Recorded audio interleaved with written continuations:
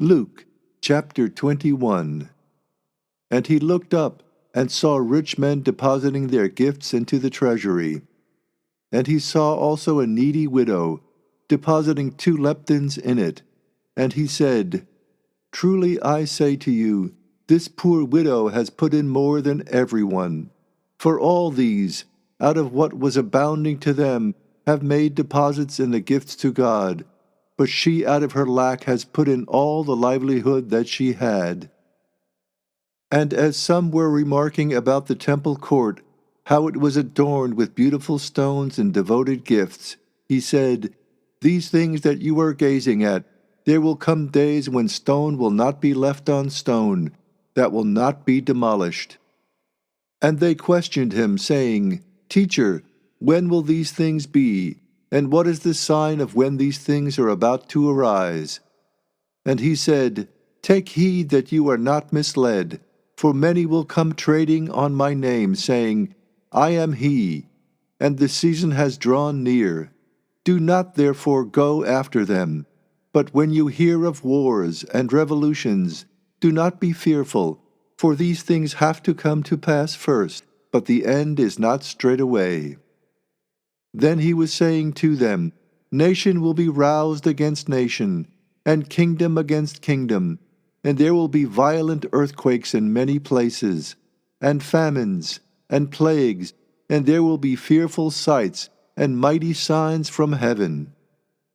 But before all these things, they will grip their hands on you and persecute you, handing you over to synagogues and jails, as you are brought before kings and rulers on account of my name.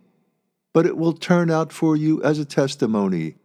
Settle therefore in your hearts not to premeditate what to speak in defense. For I will give you a mouth and wisdom that all those opposing you will not be able to withstand or make any contradiction.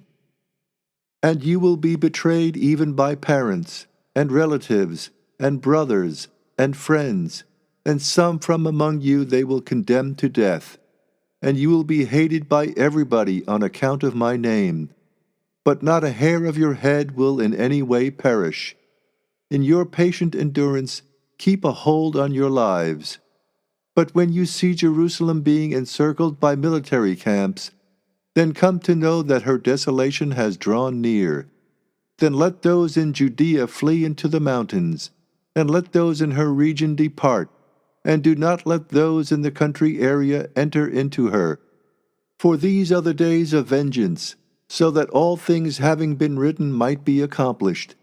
But woe to those having a child in the womb, and to those breastfeeding in those days, for there will be severe distress over the land, and indignation among this people, and they will fall by the blade of a sword, and be led away captive into all the nations.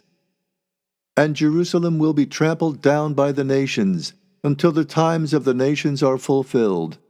And there will be signs in the sun and moon and stars, and on the earth a distress of nations in perplexity, a resounding of sea and a rolling surge of waves, men fainting from fear, and an expectation of what is befalling the inhabited world. For the powers of the heavens will be shaken, and then they will see the Son of Man coming in a cloud, with power and immense glory. But when these things begin to arise, be elated, and lift up your heads, because your redemption draws near. And he spoke a parable to them. See the fig tree and all the trees. When they are already sprouting shoots, from your observations you know that summer is already near. So you also, when you see these things coming to pass, know that the kingdom of God is near. Truly I say to you, this generation will by no means have passed away until all these things have taken place. Heaven and earth will pass away, but my words will by no means pass away. But be vigilant for yourselves, in case at any time your hearts are loaded down with surfeiting, and drinking, and anxieties of life, and that day should come suddenly against you. For it will come like a snare against all those sitting on the face of the whole land. Be watchful, therefore, praying on every occasion, so that you might be counted worthy to escape all the things being about to arise, and to stand in the presence of the Son of Man. And by day he would teach in the temple, and at night he would go out and stay in the mountain called Olives. And all the people would come to him early in the morning, in the temple, to hear him.